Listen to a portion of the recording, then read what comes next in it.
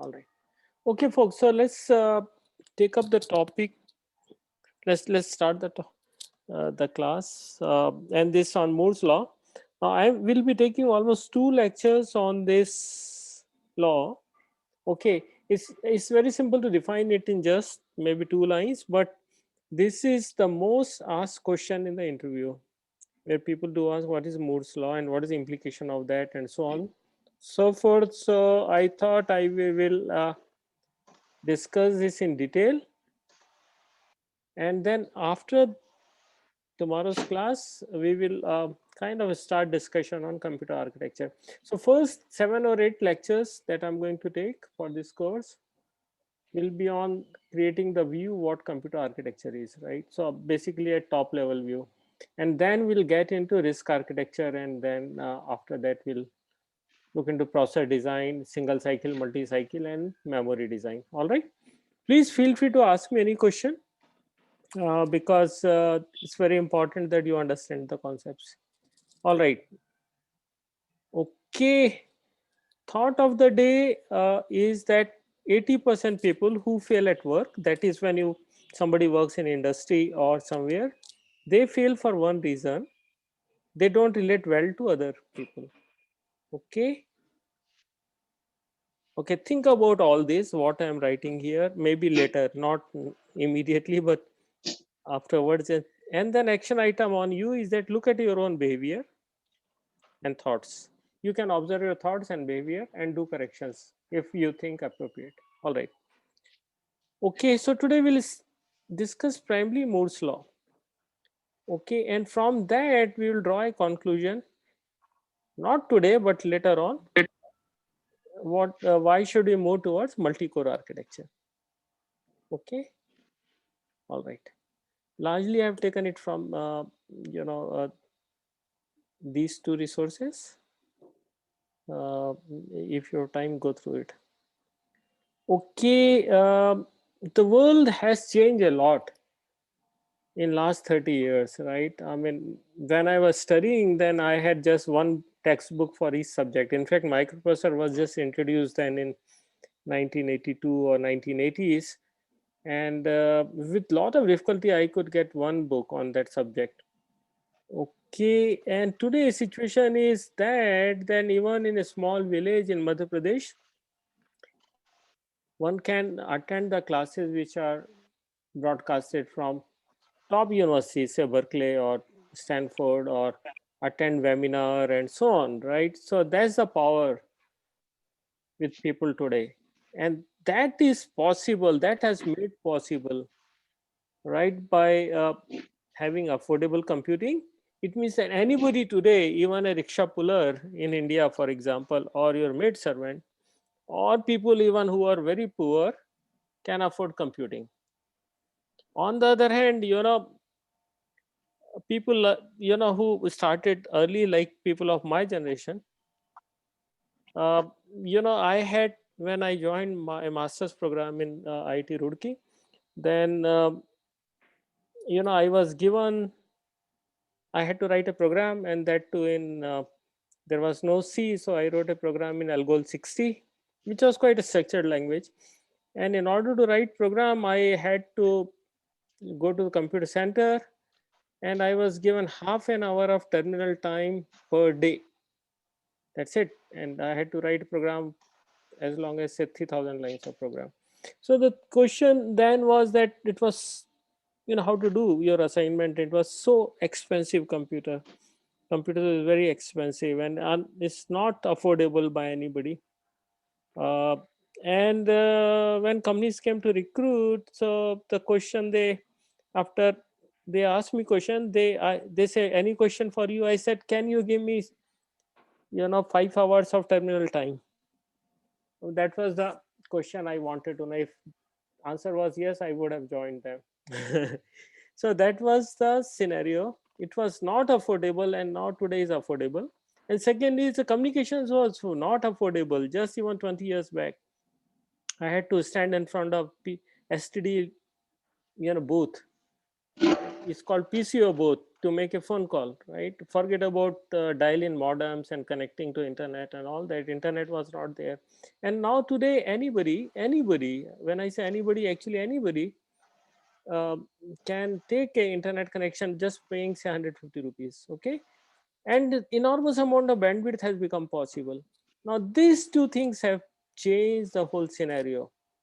Okay, so anybody today has access to any information available in the world over internet and can do a lot of things over affordable computing power that one has over mobile or very cheap desktop and laptops. Okay, and one reason for that which has contributed both for computing and as well as for communication is largely IC technology that has changed. Okay, and that's what we call it Moore's law. We'll study in the next slide. So first 50 years, from early 60s to till now, the computing power has doubled almost every 2 years or 18 months or 1.5 years to 2 years. And that was the power, right? I mean, that supercomputer of 60s was less powerful than the mobile we have in hand today. Okay, and then communication lagged behind uh, from computing. I mean, the bandwidth didn't increase so much. But sometimes around 90s, the fiber optical cable came, and fiber optics. Within a fiber you can send terabytes of data. Okay, and that has changed the scenario. At the same time, internet came, and at the same time, wireless technologies have moved in from 2G to 3G to 4G, and now we have 5G available. And so it means that access side, that is from your device to the point which is only wireless, okay, that even the speed has gone up in that part. Okay, and something that has contributed for computing or having computers, or we are studying computers today, is Moore's law. Okay.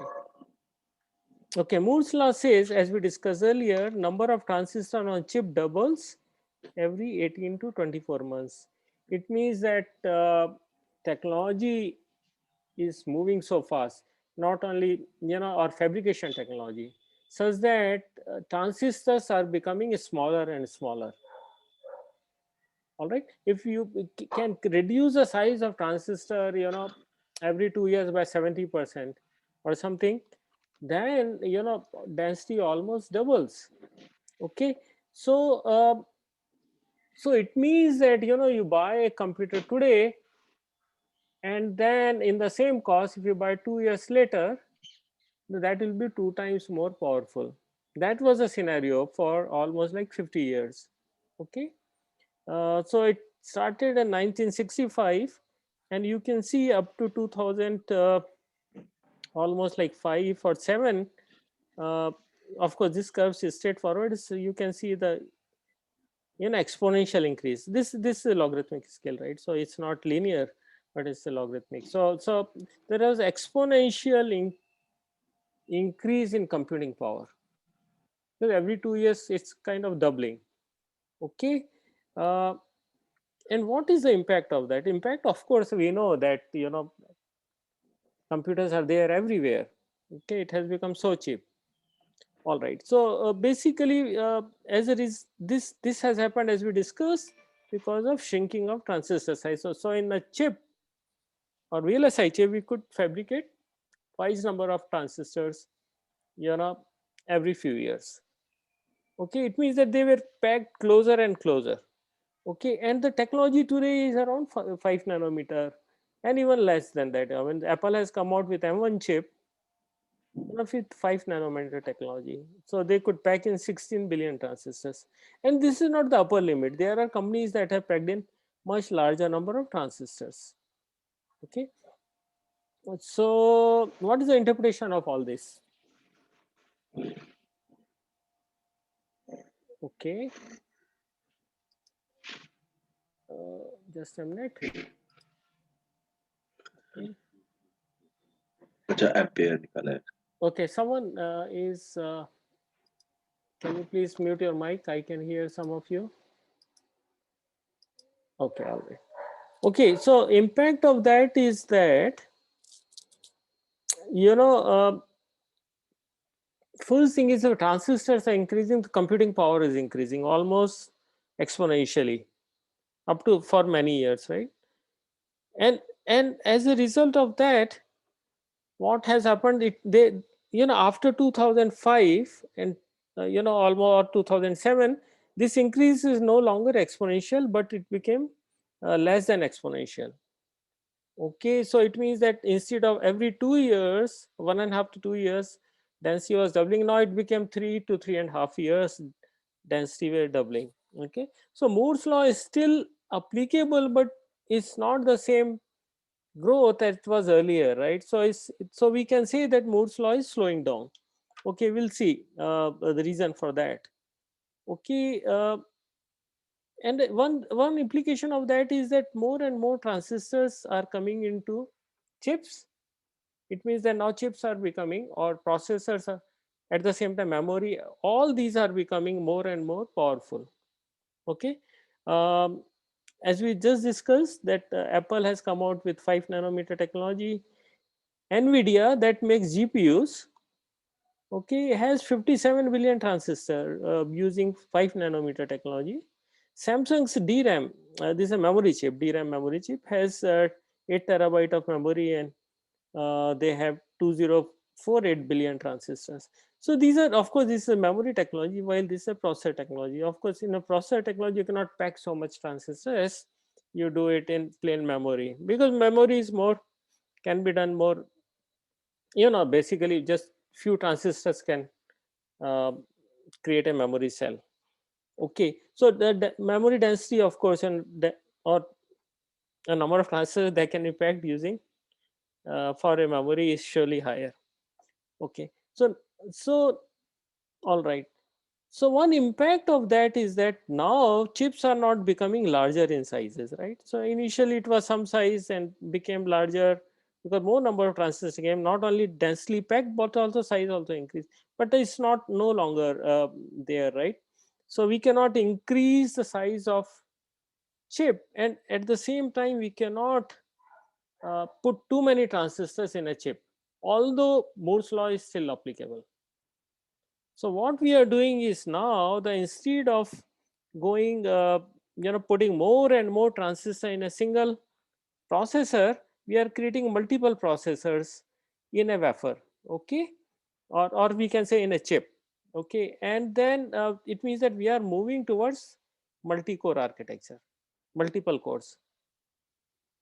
So question I may ask is that why not pack a still larger number of transistor in a processor and make it more powerful?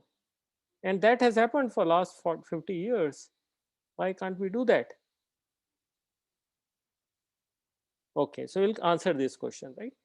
So this is very important question that you may be asked in interviews, that why technology is moving towards multi-core architecture. So in order to answer this, let's first look at this chart.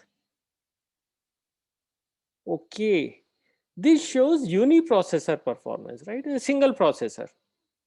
Okay, it this chart is from 1978. Okay, when this VEX computer was very popular, you would have heard this term, VEX 11, at the same time Unix came and so on, right? Which of course became Linux, and C language was came almost at the same time. Okay, all right. So this VEX computer was very popular. It's not microcomputer, it was mini computer, and we see now the performance of processor with related to that processor is calculated. Okay, so this chart shows relative performance. How it means how many times it's faster than VEX computer, and x-axis we have time. So we can see that, and this also show how Moore's law became applicable, right? And we can see that there is almost the growth which is exponential growth till almost like 2003, year 2003, and we can see that between 1978 to what is this, 2003 for example, processors are almost like 10,000 times more powerful. Okay, so it means the process that were being made around 2003 timeline or 2000 maybe 4 time period were almost like 10,000 times more powerful than the Max computer. Okay, and this has happened almost in what, 22 plus 25, 26 years. In 26 years, processor become 10,000 times more powerful. Okay, and after that there is, it means that the growth is almost like 52% per year. And after that, the growth is reduced. It means less number of transistors every 2 years were packed into system or chip, and the growth is 22% per year. So the performance of computers grew 22% per year with respect to VEX computer from 2002 or 2003 onwards till this time. Okay, so we can say that there is a less growth compared to the initial growth. Okay, any question up to this point? Sir, is it applicable for just computer microchips or sir mobile SoCs also? But yeah, everywhere. Sir, but recently Apple compared A13 and A14 by like 30% and 40% growth chart. This fine, but you know, this is a trend. Okay, it is Okay, sir. applicable for any device that is basically is not with respect to computer in general, right? I mean, of course this curve shows computing power, but at the end you can just actually replace PC chip or for a personal computer chip or desktop chip with uh, mobile computer chip or mobile handset chip, mobile phone chip, right? Essentially is talking about processor. Okay, so it's applicable for everything. We are not looking at a particular device per se, but in general that uses a processor. So basically processor's capability grew so much. Okay, and of course mobile uses very powerful computer. It uses 6 core or 8 core processors today. Okay, so it doesn't matter really. It's basically the technology, the processor technology or chip technology grew at this rate. That's the message. Okay, and of course, I mean, because of this Moore's law, we can see, you know, new devices came out which were not existent, right? Because now you can have powerful processor available at low cost. Okay, uh, and lot of memory available. I mean, when I started programming, I mean, we were first task given to is that how compact code you can write, because memory is just 64K maximum. Actually, my machine had just 16K processor, right? So the question is that what is size of your source code and object code? So you have to optimize on that. But memory today is gigabyte available at almost no cost, right? So now something like digital camera. I couldn't think of digital camera, you know, in 80s, right? I mean, started photographing using old 12 slide photo, camera. And then of course came SLRs that again had 35, a roll of 35 films, right? 36 films. Um, Normal mechanical photography that remained till early 2000, right? And around 2004-5, this digital camera started coming in, and that too started the mobile phones, right, having digital camera built into it. So now digital camera is extremely powerful, very very powerful. Maybe processor inside says Canon's latest digital camera is as powerful as that you have in your laptop. Okay, and memory, because images are to be stored on memory, and then high resolution picture requires almost 200 megabits or even more than that. So now memory is available. You can have almost like 1,000 pictures in one memory stick that you put inside a camera, right? And so, and also power consumption, because if the mobile camera has a battery, and then battery, the whole computer takes a lot of power. then it's meaningless, right? I mean, then you cannot use the camera for a very long time, because ultimately when you're taking camera out, you'll go, there is a built-in battery into that, right? Or you will charge it and it should be sufficient for some time. And then sensors, sensors became very powerful, and then output of sensor, which is available in the digital form, or it's converted in digital form, uh, that also made a lot of that, A to D conversion and storing, that also progressed a lot. So it means that Moore's law became applicable for everything that do we do in life today, because what we see today, the laptops available in front of us, or even this video conferencing that we are doing, was not possible 10 years back. It was not possible. Not, I mean, we couldn't think of the video conferencing just 10 years back. Had we had this pandemic 10 years back, I'm sure you would have lost 1 year, and I would have also been in job for 1 year. Okay, that's the power of Moore's law. So it has made a tremendous change in our lives. Okay, while we don't think always in terms of Moore's law, but the way I see technology has changed, has created a lot of impact. Okay, so growth continued exponentially for 50 years, and that's the power. And of course, now it is slowing down. So it's not doubling every 2 years, it's almost doubling every 3 years to maybe 4 years and something like that. Now, in 2005, Gordon Moore, so Moore was the CEO of Intel, the one, he's the founder of the Intel.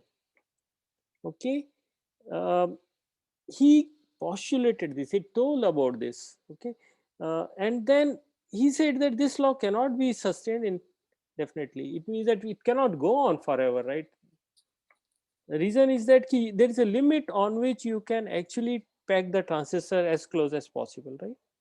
So it's reaching the limit of how small you can make this transistor to, because they are almost reaching atomic levels, right?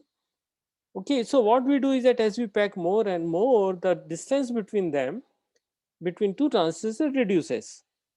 Okay, and as a result of that, current, leak current or leakage current becomes more and more, right? It means that as you reduce the, actually it's a capacitor, in fact, if you look at transistor, so if the distance reduces, then leakage current increases. So it means that less energy efficiency and risk of overheating. So the overheating and power consumption have been the two issues. If you pack transistor very close to each other, it means that you increase the density beyond a point, then these two side effects are there. Okay, okay, so it means that you cannot, that's one, right? You cannot pack them. Second thing is that if you increase the clock speed, now when you increase the clock speed, in fact, what a processor doing, in fact a transistor is charging and discharging, that's all, right? Because all zeros and ones, ultimately power, whole processor inside a processor, when it's functioning, then it's a charge and discharge. Okay, and if you do this charging and discharging at much faster rate, then again there's a question of power consumption and heat. Okay, and this has caused what we call today is power wall. You cannot, you can, because maximum amount of power that you can consume in a chip is, there is a limit, is around 300 watts. Okay, now the technology, it means that has to move in totally different way. All right, and we know that anything that's exponential has to end somewhere, otherwise it will be bigger than universe. Okay, so, and if you look at the clock speed, that has changed between 1980 to 2010 is 3500 times. Whatever the clock speed in 1980, and if you compare it with 2010, is 3500 times. In that, clocks became so much faster. When clocks become faster, in fact, what happens is that the clock time or clock period reduces, right? And then microarchitecture or the inside architecture became 50 times speed up. Okay, so let's come here. Next slide. Okay, so this slide shows for Intel processors between so 8086 was 8286 came out in early 80s, 1982 till 2012. If you look, see the clock rate, so clock rate has gone this way. Okay, this is again, note that this is not a linear scale here. So from 12.5 megahertz, it has gone to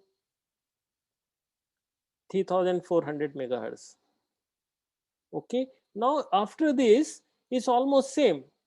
See, today most of the processor, if you look at your processor in your laptop, it will be almost like 4 gigahertz. So this is nothing but 3.4 gigahertz. Okay, so the clock speeds are, what this curve says that after certain period, maybe after say 2000, say 5, 6 and so on, clock speeds are not going up. You cannot reduce the clock period or you cannot increase the clock speed. Okay, and power consumption is also kind of same. You cannot consume more power than some number, right? I mean, say here in case of Intel is around 100 watt, but today most of the systems can go up to 300 watt or 400 watts of power consumption. Okay, all right. Any question?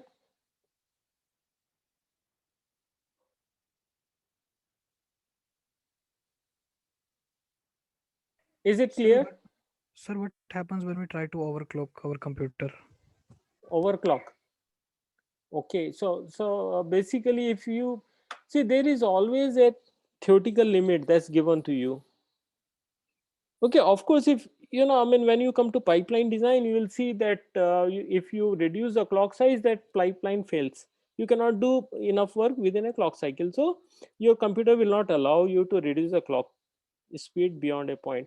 Let's assume that in the lab, if you are allowed to reduce the speed of increase the speed of the clock, then obviously first problem will remain that what processor is supposed to do within a cycle, it may not be able to do.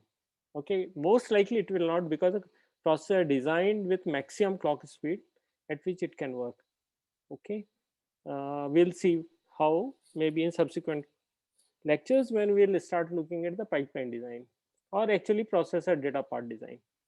Okay, because ultimately you have to execute an instruction, or within instruction you'll have to move data from register to processor, do addition, multiplication, etc., and so on.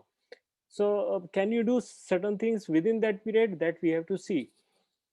Second thing is that if you keep on increasing speed, clock speed, then heat generation will be beyond a point which you cannot accept it. There's a theoretically, if you increase the speed beyond, say for example 4 gigahertz, so you make it 10 gigahertz, the heat that will be generated from the computers will be something like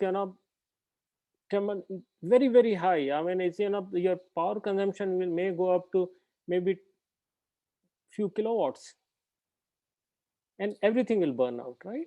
So that could be second implication. Okay, all right. Any question? Any more question? All right. So now somebody can ask you in an interview why clock speeds are not going up beyond a point,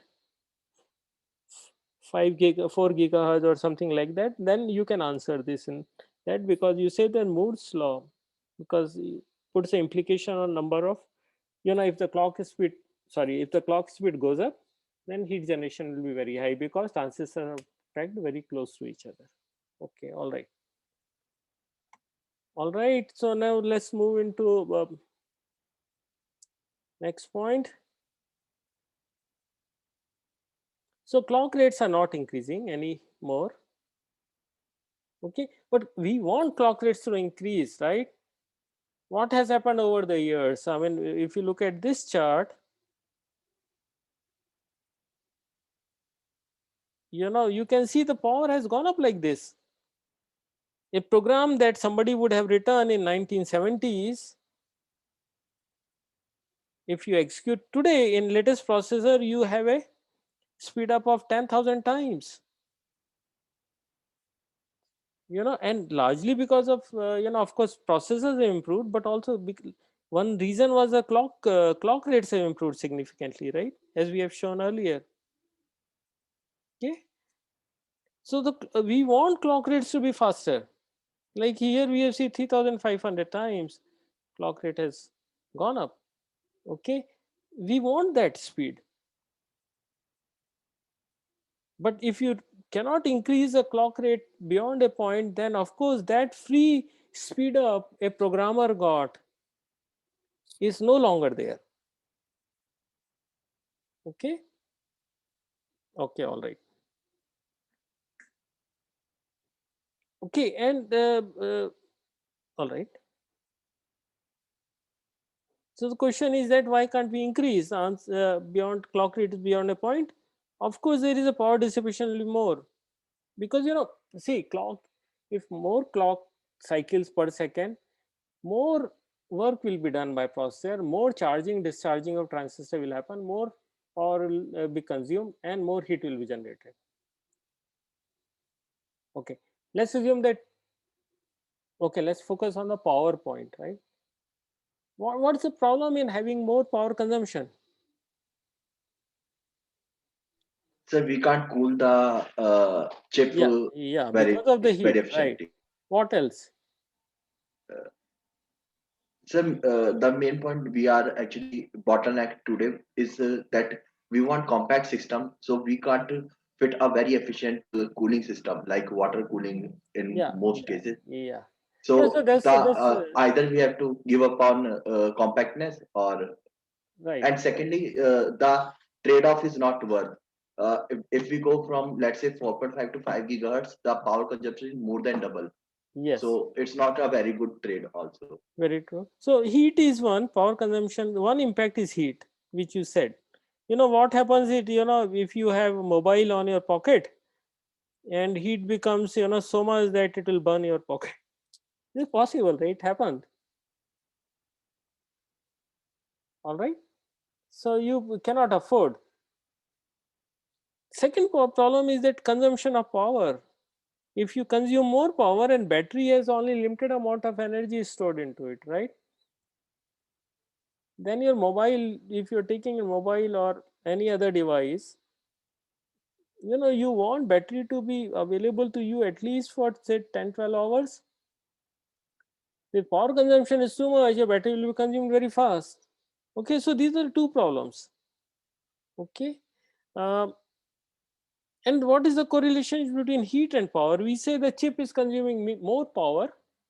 Of course, it will generate more heat, but there has been a study that um, power consumption, if a part of chip is consuming more power, not necessarily it will generate the maximum amount of it. So there is some correlation. A lot of studies have happened.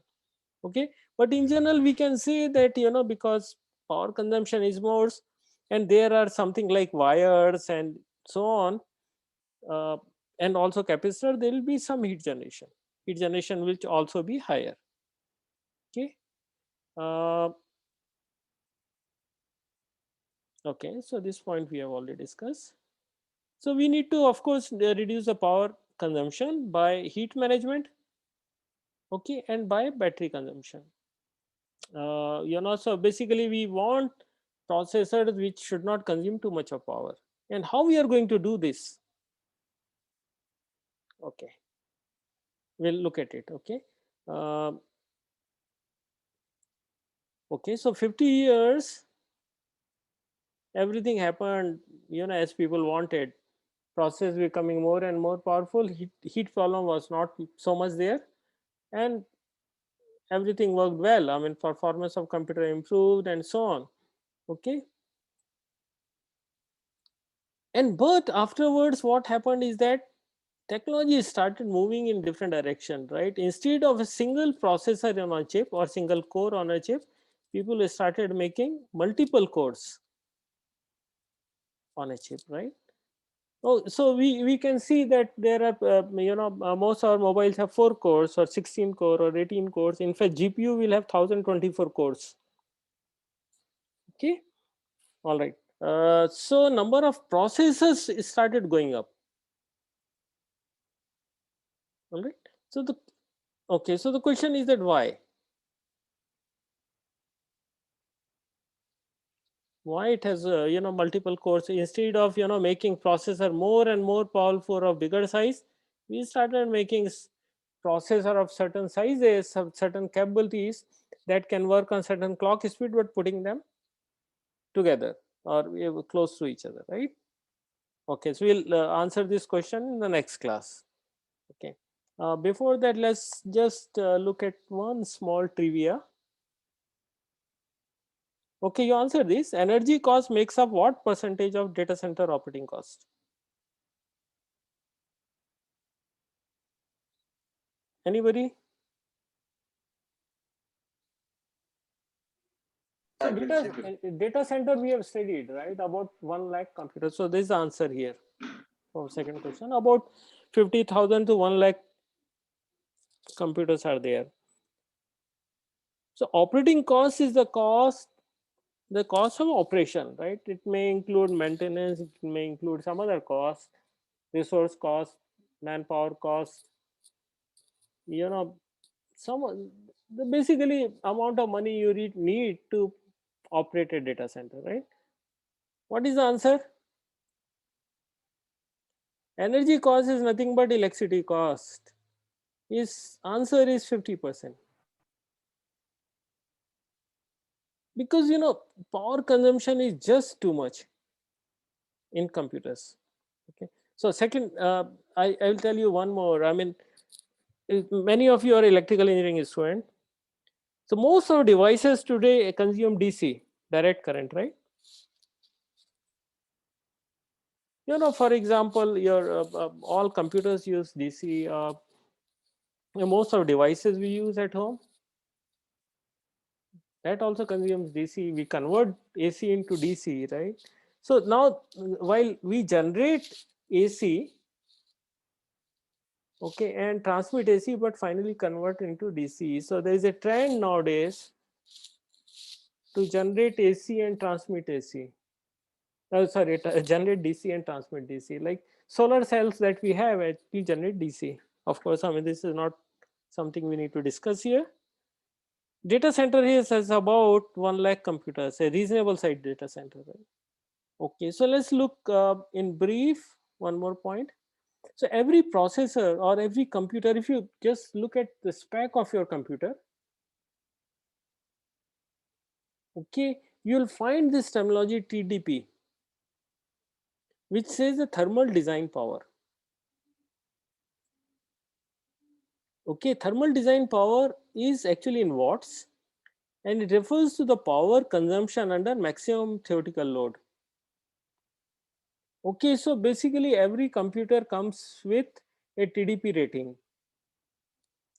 Okay, and there's a maximum power consumption that's allowed in a system. Okay, so basically these systems are designed for maximum TDP, say 400 watt, 300 watt, 250 watt, and beyond that it cannot go. Okay, so then let's look at the trend in terms of TDP over years. Then this chart here in this color, red color or maroon color, whatever, is for GPU, graphics processor units, right? And the blue one is for CPU. We'll look at the difference between two in later slides. The GPU is graphics processor unit, where there are large number of small size processors. Okay, like a GPU is there in your nowadays. In fact, a part of ALU or maybe processor chip, but in the gaming PCs, we have separate GPU chips. So here in a GPU chip, we can see the power consumption. Maximum thermal power design is almost like 300 watt here, or maybe 275 watt or 300 watt till 2016. Okay, wherein in CPUs here which is Intel CPU, is around say 150 watt. Okay. Now as an exercise to you, just look at your own processor, processor of your laptop, and then see what is what is thermal design power or TDP for your machine. All right. Okay. All right. So here this chart shows gigaflops is a giga floating point uh, operations per second. How gigaflops have changed over time, right? So essentially, the chart here is for again GPU. It means that now this is nothing but shows a form of Moore's law, right? So number of gigaflop operations that can be executed over GPU is almost like is 10 raised power 4 gigaflops. Whereas CPU, you can see it is almost like 10 to the power 3 gigaflops. So in GPU, we can execute almost like 10 times more instruction per second. Okay. All right. So this is a reflection of Moore's law. Let's not go too much into it. And let's see that now if we see that raw compute power per watt, okay, we can see it's is highest in GPU. Now these both are GPUs, right? So green one and maroon one. So it means that in GPU structure, for per watt, we can execute more instructions or we can get more computing power than CPU. All right. Okay. All right. So now, okay. Okay. So from this, we can draw only one conclusion that, GPUs in fact consume less power and can do more computing given same power. We'll see again later on. Okay. We are now looking at trend. Trend in power says that now, of course, this is incomplete chart till 2009, but it just shows you what can be done. Okay, from 1985 up to 2009, these are all Intel processors. Uh, okay, the nanometer size, okay, or thickness of transistor has changed from 1500 to 45. Okay, now of course, from 2009 to 2020, sorry, 2021 or 2020, it has further reduced to 5 nanometer. Okay, number of transistors of course gone up from 0.03 million to whatever, and now we have seen it's gone up to whatever number we have seen in previous slides in case of uh, say in case of Apple M1 computer. Okay, voltage. Now here focus is only on voltage, right? If you look at it. So earlier the chips were operating at 5 volt. Okay, now all the chips are operating at 1 volt, close to 1 volt. And we are not able to bring the voltage down below 1 volt now. Okay, so what is the advantage of reducing the voltage? Anyone? Sir, it is easier for more mobile devices like smartwatches or Yes, mobiles. the power consumption will be less. If you can create a technology that can operate at lower voltage levels, is better. The power consumption is like V into I is a power, so power consumption, and we'll see formula in the next class. Okay, so now voltage scaling has reached its limit. It means that you cannot reduce voltage beyond this point. All right.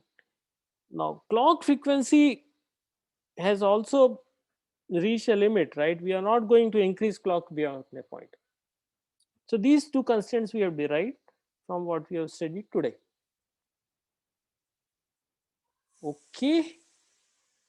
So let's summarize. Transistor density on a chip has been doubling every 18 to 24 months. Okay. And Moore's law, so that's what Moore, Mr. Moore, Gordon Moore has predicted in around 1965 when he was the CEO of Intel. He's the founder of the Intel. Okay, and then after observing it for few years, he predicted this is going to happen, and actually this has happened. Okay, and on his observation is called Moore's law, which has been applicable. Whatever he has postulated remained true for 50 years of beauty. Okay, uh, now of course, as he predicted, is slowing down. Okay, transistor density are doubling every 3 years or more than 3 years. We have reached almost 5 nanometer thickness. In fact, in practice, you can find some companies are making even thickness level with maybe 3 nanometer or so. Clock speeds are not increasing anymore because higher clock speed means higher power consumption, and higher clock speed means less time to do work. Okay, so it means that if you have very small clock cycle, then your pipelines cannot be deep. It may number of stages cannot be more, right? So we lose out in other way if you increase the clock speed beyond it. Now, and what we see is the voltage scaling limit has already reached 1 volt. So we cannot, it means that we cannot reduce voltage to reduce power. Okay, we cannot increase frequency because power consumption will be high. Okay, so we'll see how to play with it, right? What is the formula for power consumption? Like P power consumption is related to, there must be something. Okay, voltage we know one, frequency is another. Okay, uh, and then what else? Something will be there, right? Some activity factor, whether it's a only V or V, because charge in a capacitor is what? Okay, so there has to be some power of this, say power 2 or power 3 or something. We'll look at that in the next class. Okay, all right. Any question?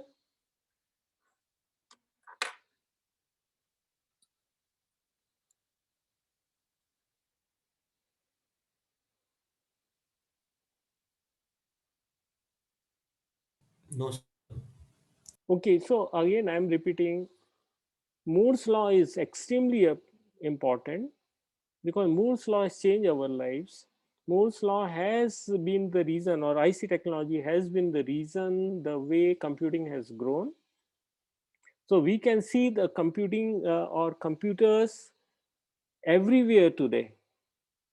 Okay, even small toys or devices, every home device that we have, or the cars or refrigerators, scooter, motorcycles, or spaceship or aeroplanes, all will be largely driven by computers. So it will have computers built into it. I mean, like self-driving car. This technology is not possible if we don't have computers, right? I mean, if there will be sensors, there will be cameras, sensors, processing has to be done in real time. There will be actuators that it needs to be actuated within microseconds. Okay. Um, so computing is touching all aspects of our life, whether education or entertainment or anything related to life or travel or whatever. Okay, and that has become possible because of two reasons: the way computing power has grown exponentially over years, and secondly, now even communication power, the communication bandwidth available to us has also grown exponentially. But there was always a lag because communication speed or bandwidth that we call, the number of bits that we can get in a second, has gone exponential in last 15 or 20 years and is now almost catching up. Okay, so impact of these two combined, the very powerful and cheap computing available, and lot of bandwidth available, and of course the internet that can connect any two technologies. All these three combination is making the world change. Okay, all right. So any question? Any more question on it?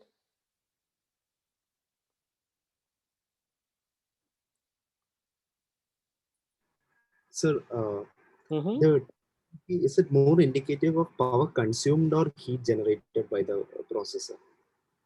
No, no, you repeat. Sir, a TDP, right? Is thermal design power? Is it a measure of power consumed or heat generated by the processor? So it's a, see, when we, just a minute, let's go back. Huh?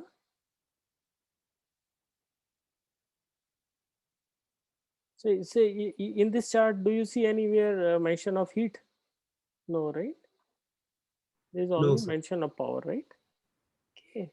Now power and heat are correlated, but is a research topic. Okay, but we can draw some conclusion that higher power consumption by chip, it will generate more heat. That's it.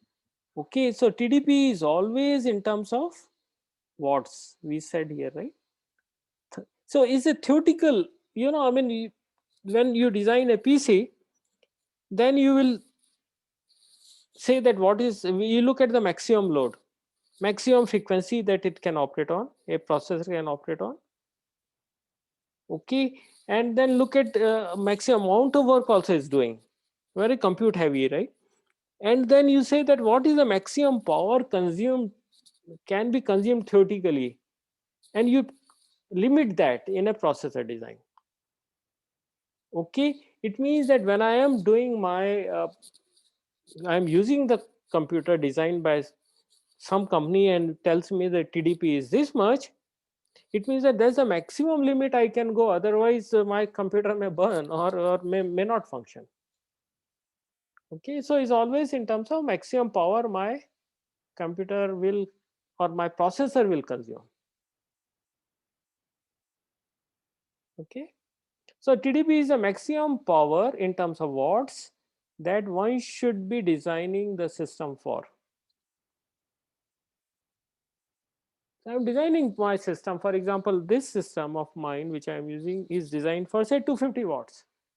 A server may be designed for 400 watts. Okay, so there's a maximum limit that's prescribed for every computer. So you please look at the processor that you are using in your laptop and then see what is TDP for that. And one thing you will observe also, which we'll study in the next class, is that okay, so we now, of course, not in this slide, but we have now power to change the frequency and voltage at runtime. Okay, so for example, if I am not, okay, if my processor does not read fast computation. Okay, so for example, I am doing right now just video conferencing. Okay, and there is a clock speed. There can be, it can be done. This activity can be done when my clock is not running at very fast speed. So my processor can always adjust the speed of clock depending on the load or kind of work processor is doing, right? And that adjustment is possible today. That processor at runtime or OS at the runtime can keep adjusting frequency and voltage levels. Okay, all right. Any other question? Sir, one more thing. Yeah. Suppose a processor has a power of like TDP of 250 watts, and we are Yeah. designing a server according to that. So, is Mhm. there some kind of check on the power made in the hardware? Like, if the power exceeds this much, then some fuse is activated so to protect the system or some kind of that. Yes, there are. There are. Okay, there are, but the sensors, there are, of course, the two kinds of checks happen, right? The power consumption, okay, that will be limited. And at the same time, there's heat. Heat sensors are actually there in all systems, and same is true of the powers sensor. But power, actually, consumption of power is limited by the design itself. You cannot clog the system beyond TDP. There's a maximum, there's a the design limit. Even if you want, you cannot run it, right? Like your car, for example, maximum speed it can go is 150 kilometers per hour. It cannot go beyond that. I mean, like Maruti 800, if you drive, it cannot go beyond say 110 kilometers per hour. And they say that TDP is 110 or whatever maximum is. It can go up to 110 kilometers and can work all right. Its engine will not seize. It's fine, right? So similarly, your machines are designed. Of course, you take that control out of system, take the raw machine, and then start clocking it, such that power consumption is more than TDP. Then you'll have to see what will happen. It's like, your Maruti is designed for 110 kilometers per hour and drive it over 150. There's a good possibility the engine may seize. Possibility, right? So, yeah. Okay, all right. Any other question?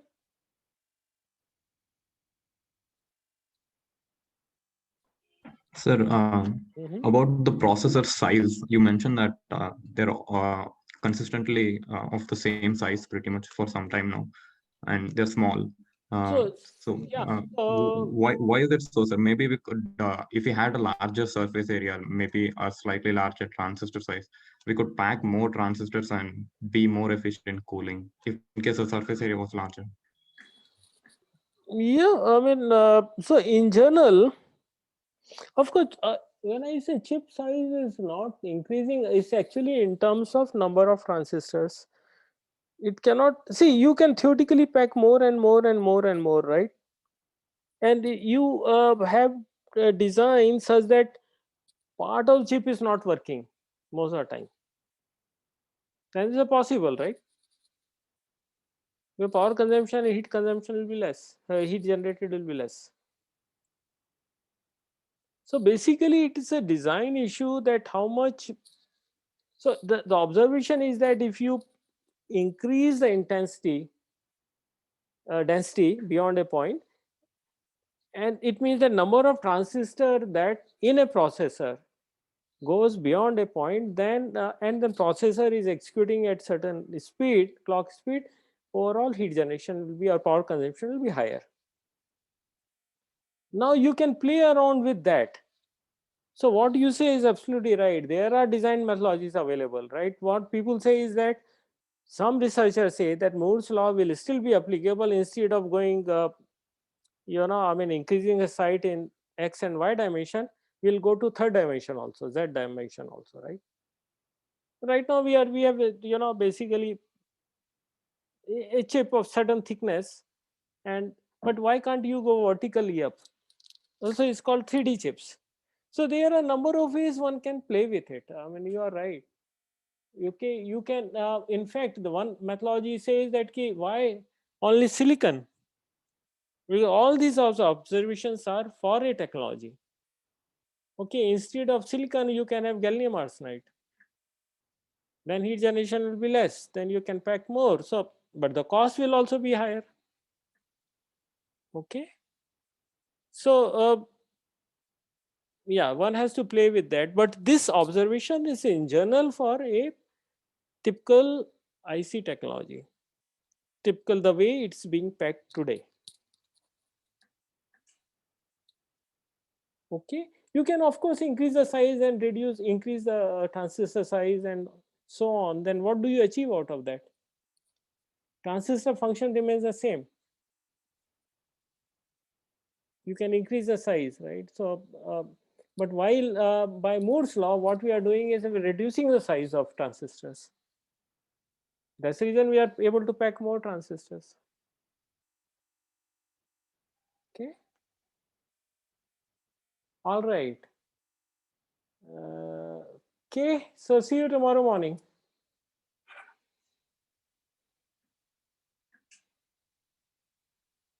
All right. Bye bye.